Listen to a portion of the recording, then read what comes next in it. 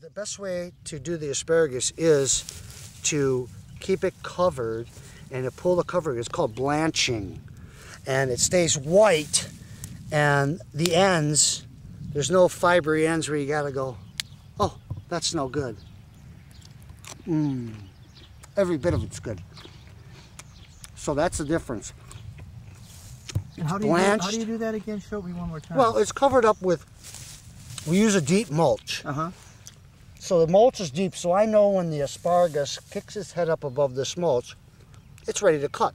So when I break it off, this stuff that has been covered stays more tender. The fibrous tissue in it doesn't have a chance to get fibery. Ask me why? I couldn't tell you. Now here's a couple spears. Boy, she must really be slipping here. Now, when you break them off at the root and you don't use a cutting device, the cutting device you can spread disease. A lot of guys have asparagus knives. They come in here and they chop. And sure, they're easier. They're definitely easier.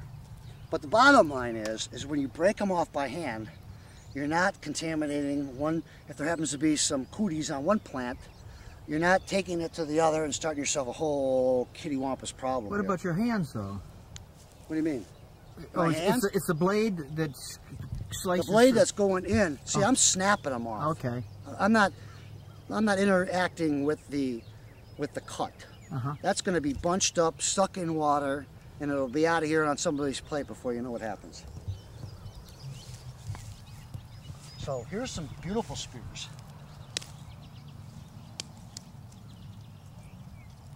I'll let that one grow till them. And I because the weeds are coming up, I couldn't get into here.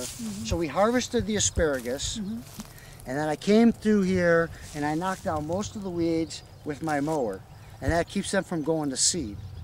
Now, in a dry part of the winter, I'll come out here with my flamethrower, and when this stuff is dry as a bone, I'll light each corner on fire, and it'll all burn towards the middle and burn up a lot of the weed seeds. And then my asparagus comes up into clean beds. So there's some of the things you got to think about, because I can't come out here and spray herbicide, you know, and I don't want to. But I would like to know where that little calf is at. Kind of